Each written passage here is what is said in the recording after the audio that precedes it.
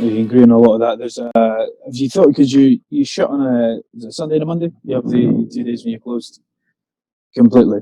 So have you got? Is it the 5 days all in all together?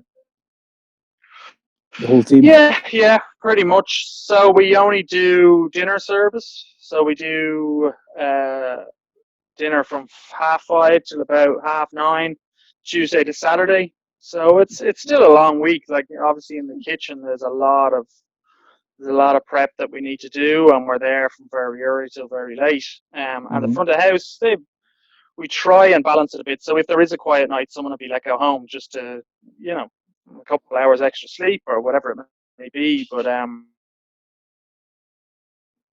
everyone's pretty much all in. And the thing is that the team are kind of enjoying what they do, and they appreciate the fact that we want them to be themselves and to express themselves in what they do.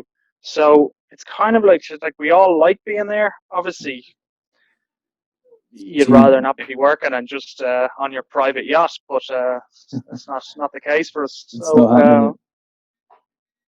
everyone likes Yeah, being there, and everyone likes working there, and it's important to me that people should enjoy coming to work. You know, yeah. No, definitely. I think having that. I'll be honest, having that sort of sit down meal, that 4 o'clock meal with the whole team. That's something that we didn't open our say that long ago, but what I've been trying to do, I've said every night. I said like 4 o'clock tonight, we're all sitting down, we're having a staff meal, we'll all sit down, and kind of like what you described. Every night without fail, we run out of time. Every night, it's you kind of, and it's something that we're guilty of. I am. When we go back after this, we're going to have to try and work out. And we are open for lunches as well, so we kind of, by the time it's all cleaned down, you kind of rushing back. But I think it is such a fundamental. If your team are enjoying it, they feel like a family. They're willing to work a bit harder for the better of the whole restaurant. I think as well, 100%. something you touched on, everybody getting kind of level. Your core staff, everybody's paid the same. That's something that's kind of distributing the benefit as well. So they're not working their arse off to line your pocket.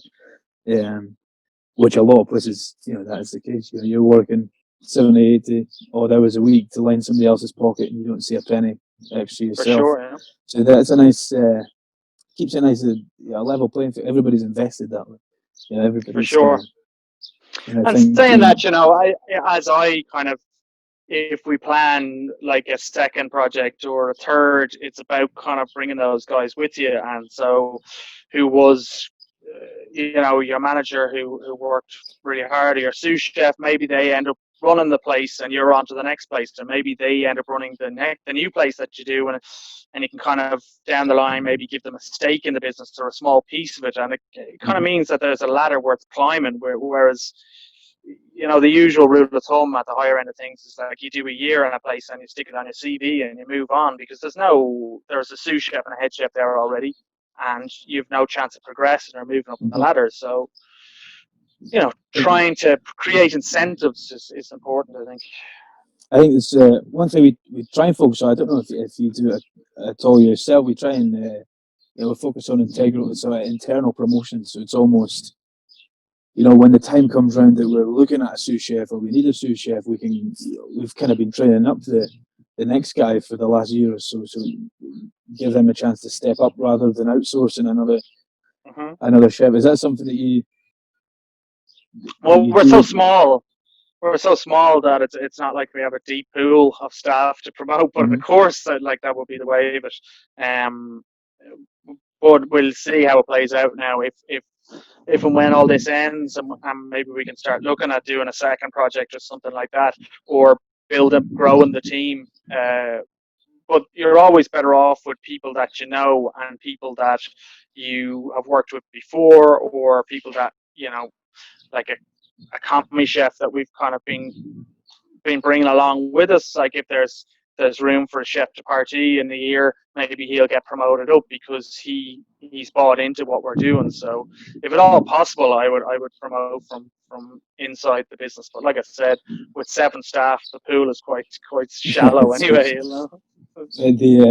I think is well something I personally think quite interesting with having that small team is figuring out why most people leave a restaurant and working out how to avoid that as much as possible. So sort of the things that, for instance, we've got a tiny team. It's myself and my brother, and we got another chef, another young chef who's come on board as well.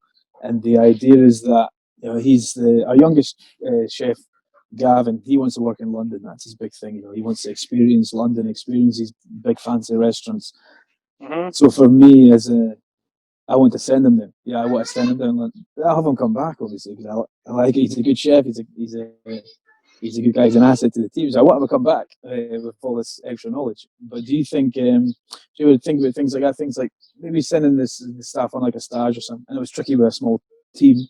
It's a lot more noticeable when they're away, when you've only got a few of them. But sort of doing things to keep them interested in the business that don't necessarily involve your restaurant specifically, but their personal goals and their personal ambitions outside of work. Yeah, well, I've plenty of contacts, obviously, in the industry, and the old Michelin stars kind of allow you a bit more access into an elite sort of group. So, like, I'd always suggest, especially to my commie that I have at the moment, is like, anything you want to do. If you want to work in any of the top end restaurants in Dublin for a week or a couple of days when we're closed, or you want to go over to London or wherever it may be, there's plenty of contacts there. So it's just up to them. Like, I did my share of kind of few stages here and there, and I worked in Italy in a 2-star for a few months for free and stuff like that. And I kind of got tired of it, but it was very important for me to kind of see the standard that's out there and to open your mind to what other people are doing. So you can't push it, you can't force them, but I certainly, the option is there, and I reiterate it many times that if there's something you want to do or you want to go somewhere for a couple of days, it's no hassle. You just have to want to put the work in. So I think that's it. It's an important thing in keeping them interested. And like I said, send them up to London. I suppose there's 3 things. He can go there and he can get on top of him and he can crumble. He can go there and want to stay there, or he can go and come back. So I suppose you take a risk, but if you want them to improve and if you want them to help you out long term, I suppose you got to take those risks to kind of keep people interested and develop their knowledge, because I suppose without us realizing it, you as head chefs or owners, you are like a mentor or a role model to younger chefs coming in. It may sound like a lofty kind of thing, but it's just a real thing. They kind of look up to you.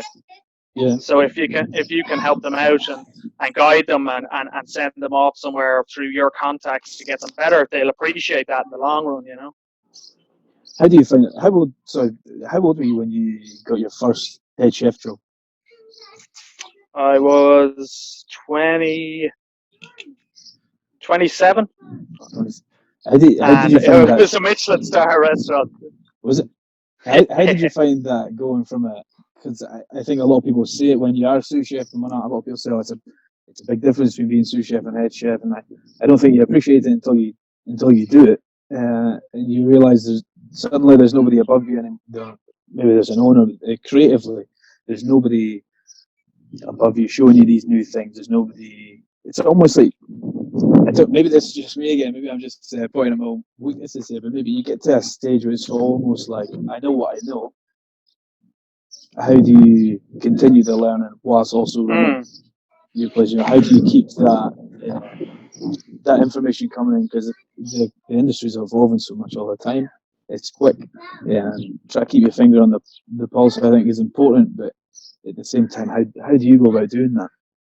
Well, at 27, I was obviously kind of like all young chefs. You're kind of full of piss and vinegar. You're kind of, you want to try a million things. You think you know it all, and you want to try a million things. And that is, I found it a great learning curve to try and test and to fail, really, like in dishes. And because you're too focused on technique and what's going on in such a restaurant or such and such a cookbook, that you kind of lose.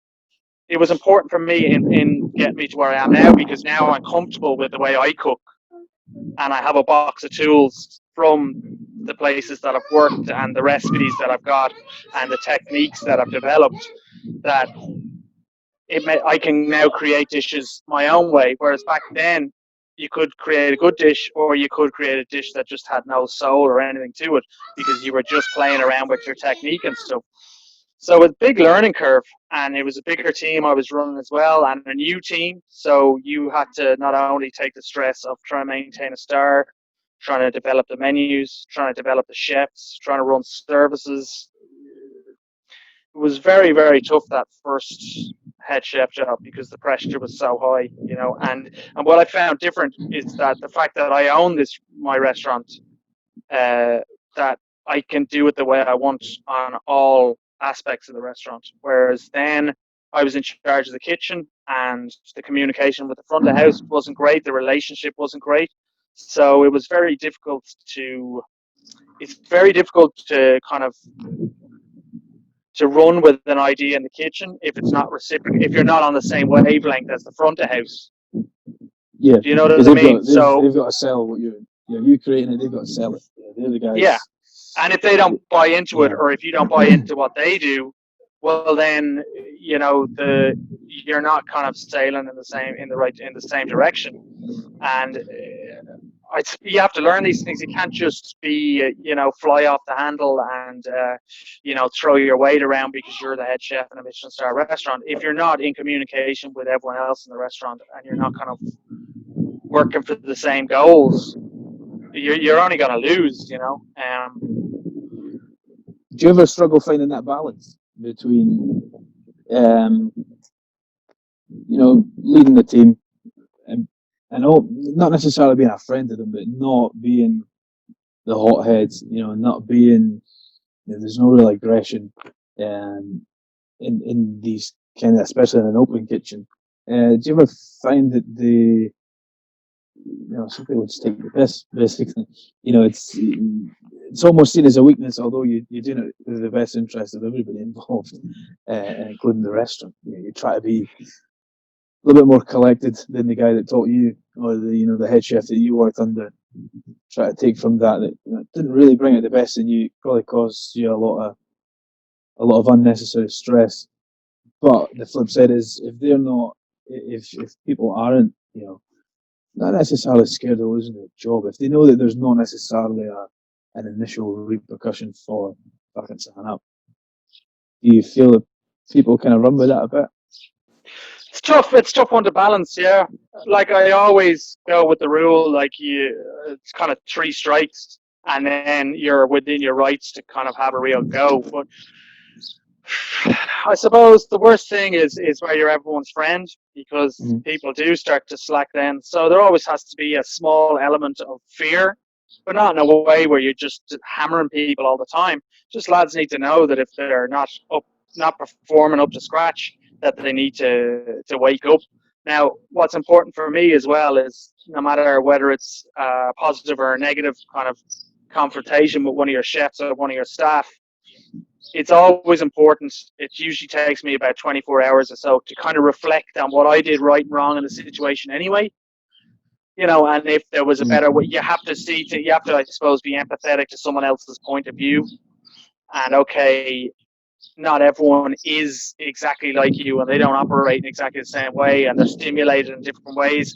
So, not that I would completely rule out the way I acted in a situation, but I try and meet them halfway. I try and reflect and meet them halfway. Like, okay, how did I react and how did they react? Maybe it's something that I need to change.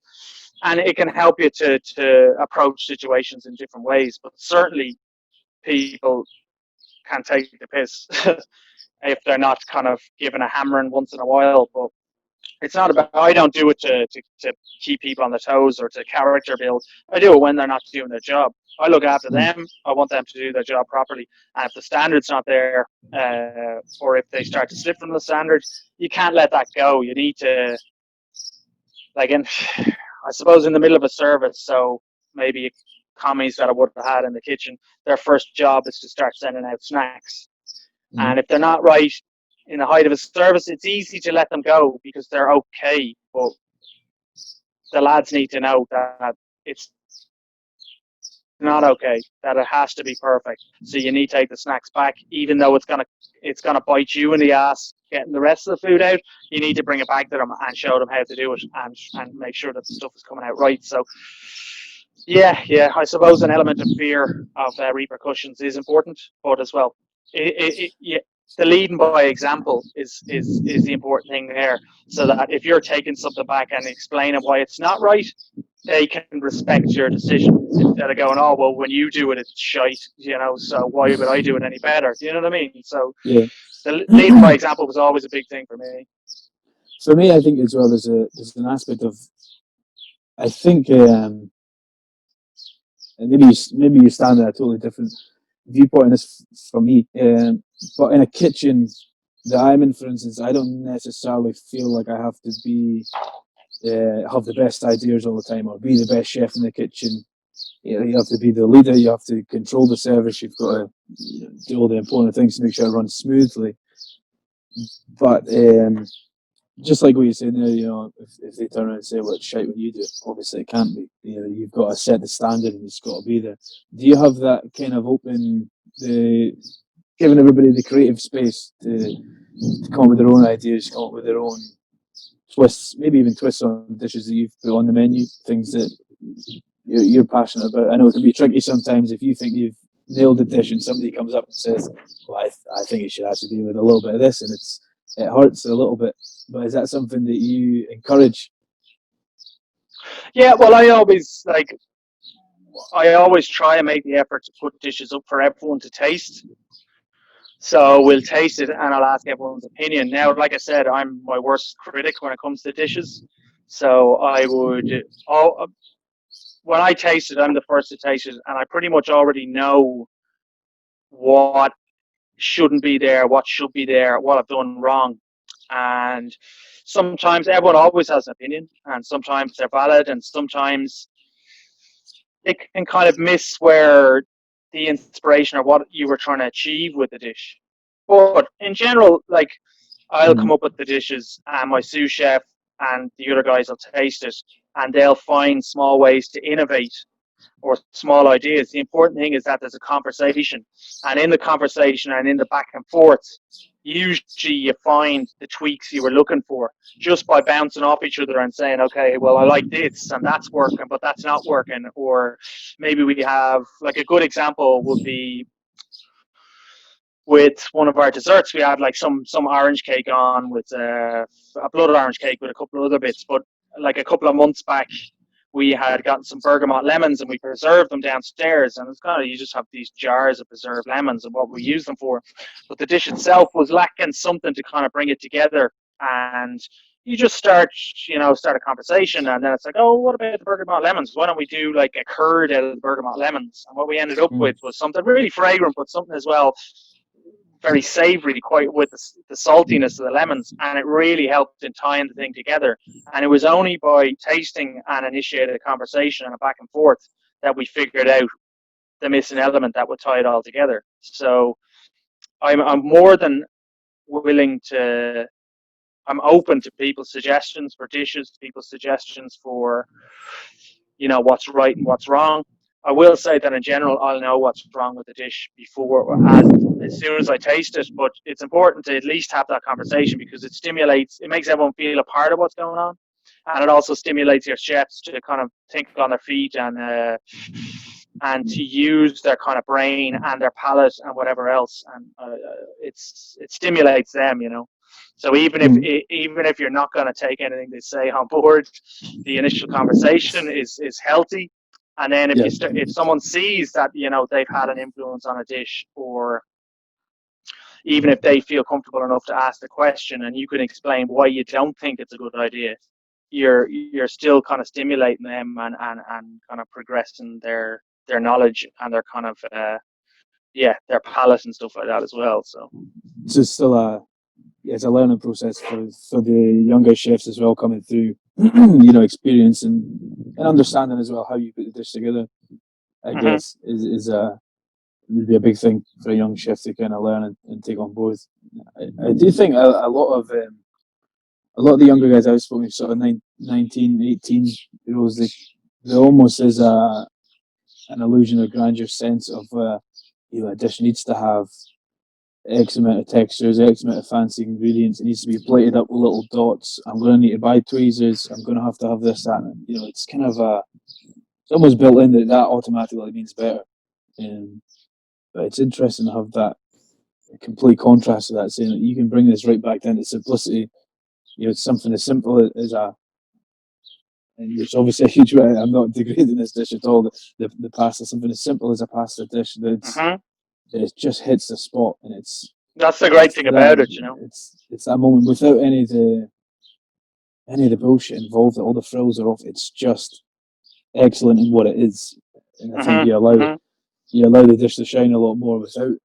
Because I'd imagine if you went and, I don't know, chucked a load of fancy ingredients on top, cover the plate in micro herbs, and it probably would take away from the overall dish. One of our early customers did suggest that we add that we have the option of adding chicken or prawns to the dish.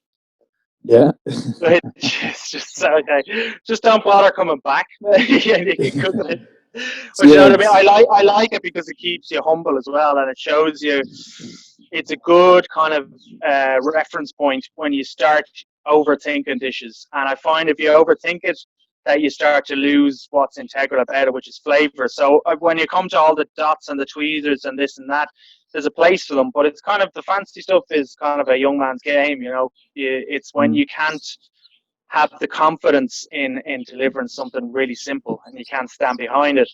So for me, I like to forget the kind of thinking about textures and this and that until you're happy with the flavor. You find the flavor that you're trying to bring out, which is the foundation of it, is something really tasty, and you can build on that. But if you start by doing, Picasso on a plate, you're going to lose what you were trying to achieve in the first place, So start with something that tastes good. And it's some of my ideas, even a lot of them are stuff that I would, cook for the family on a Sunday, and I go, Jesus, that's actually delicious. How can I turn that into something that we can serve in the restaurant? Yeah. So it comes from a place of just good cooking and things that taste good. That's how I get started. That's how my ideas come. And it always looks. I mean, I had a quick look on your Instagram. I was surprised actually, and I showed my old man this, and I said to him, I said, look, they don't have any posts. Like they don't post anything on their Instagram. But then for me, that's we're in quite in a small town, and a lot of you can see a difference in our restaurant. If we're especially at the moment with it's just kind of delivery service and whatnot. If we don't post and we're not in people's feet and we're not in people's mind the whole time, it people almost forget feels about like you'll just get forgotten about. So you kind of have to constantly, not overly do it. There's nothing fake about it. It's a very honest kind of, this is what this is. This is a special tonight. This is it. But you had nothing. I think you had your menu in the stories, which I like that. I'm not going to lie. I think I'm going to steal that.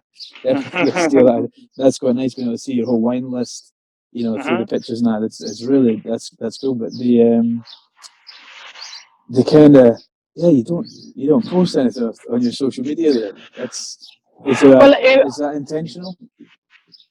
It started off like I didn't want it to be a kind of place where I post a picture of a dish and we see how many likes we can get. Like I was saying earlier, I wanted it to grow organically. So I wanted people to, it to kind of be the thing that people were whispering in their circle of friends about. And someone was like, whispering to a mate, oh, you wait till you check out this place that I found that no one knows about, and then they tell their friends. So it kind of grows organically like that. Now, in terms of the Instagram, my sisters have a social media strategy, web design company, and they're really good at what they do, but they just basically listen to what I wanted, and then they put their spin on it. So we had the notion of like good food is there to be enjoyed, and once it's gone, it's gone. Yeah. So then my sister just kind of that developed into, okay, well, we'll just share what the experience other people are having. So people will come in and they'll take photos or they'll take a video or an Instagram story, and we'll just share that. And it means it's there for 24 hours and then it disappears. So everyone gets their little piece of history, but really it's about the memories you create in the restaurant and in how you remember your experience there, instead of just having some, Instagram photo of, you smiling with the thumbs up, because that might not necessarily evoke the memory that or the feeling that you had at the time. Whereas Yeah. I love, like, this sometimes. Did you ever get the smell of an ingredient, or, like, I suppose one memory that sticks out for me is, like, when I was in Cyprus as a kid, like 10, 8, 9, 10 years old, and smelling lamb chops cooking with, like, thyme, lemon, and garlic. And if I smell that now, it'll take me right back to the lamb chops in Cyprus when I Yeah. was 8 years old. And I think that experiences are, they're so much more real and so much more enjoyable, or memories are so much more enjoyable when it's something like that that triggers it, instead of Yeah. just looking at, do you know what I mean? The thumbs up with the Yeah. bowl of soup kind of thing. So you So find I, you sorry. Do your you go ahead. You go dish ahead. do your dishes kind of try and really tap into that then?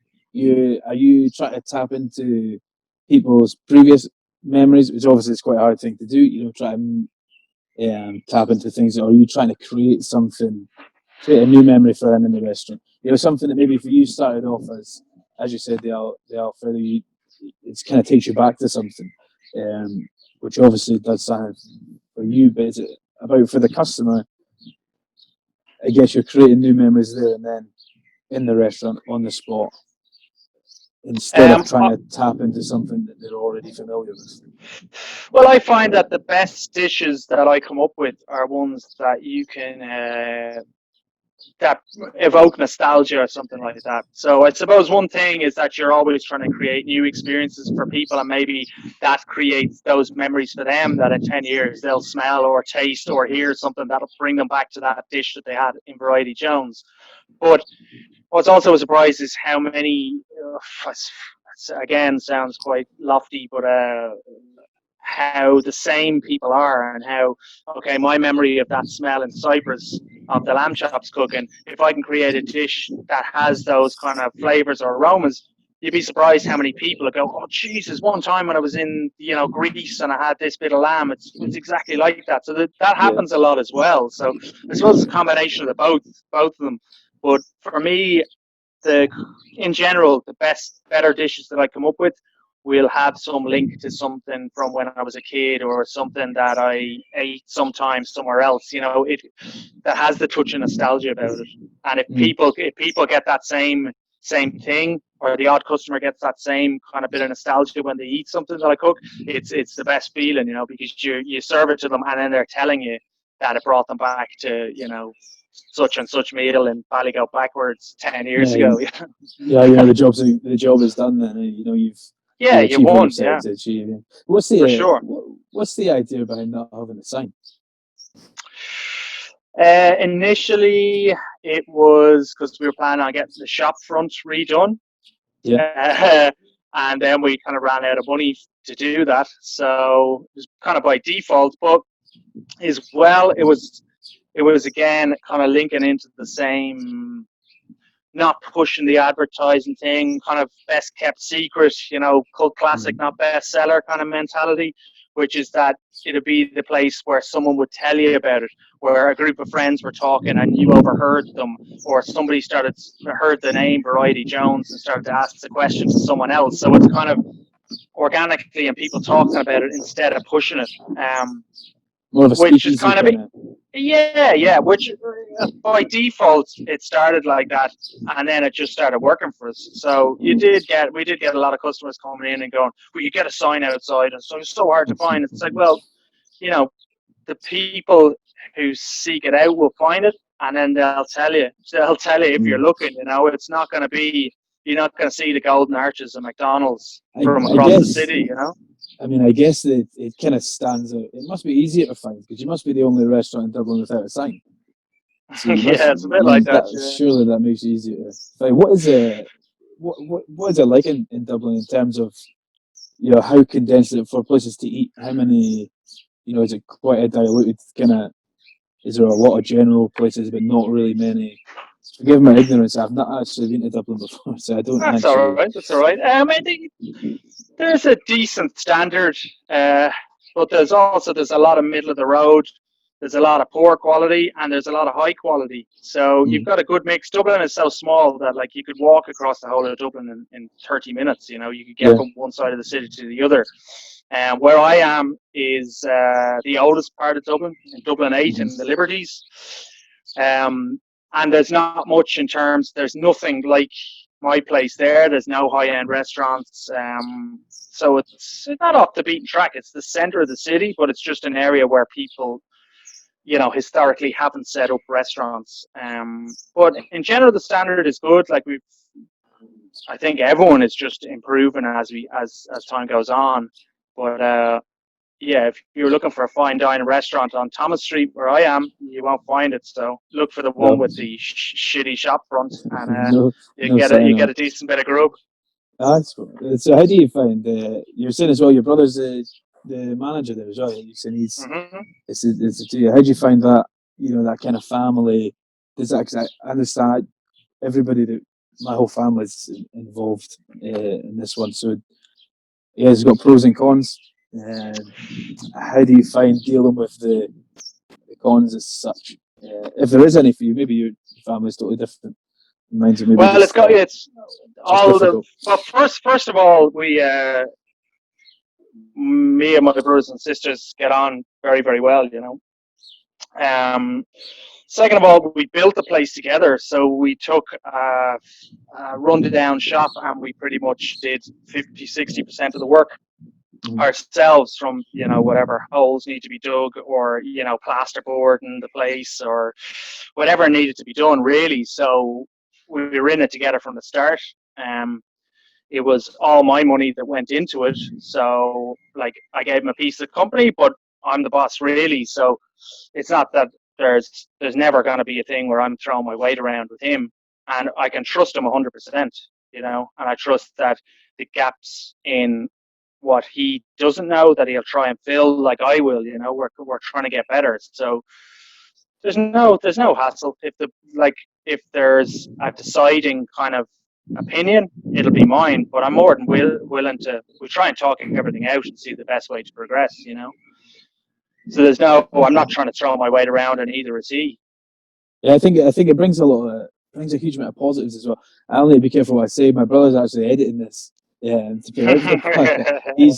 He's the chef, another chef in the kitchen with myself, and my wife's involved as well. My dad's involved. Everybody's kind of chipping in.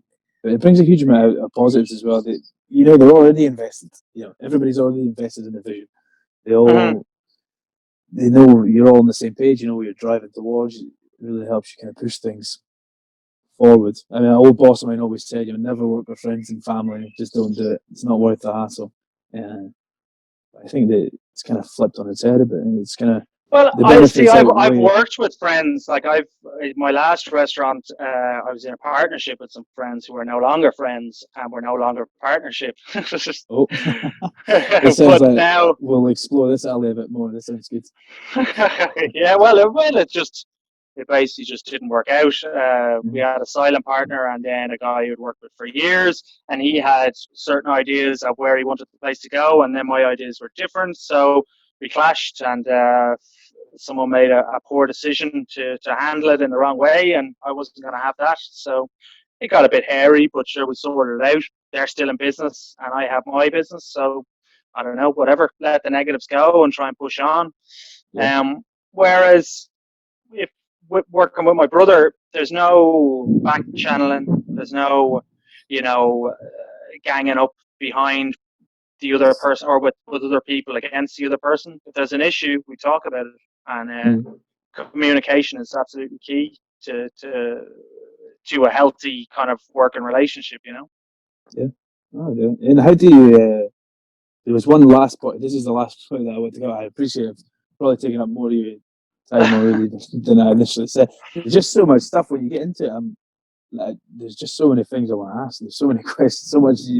It's That's such all right. a kind of elite group.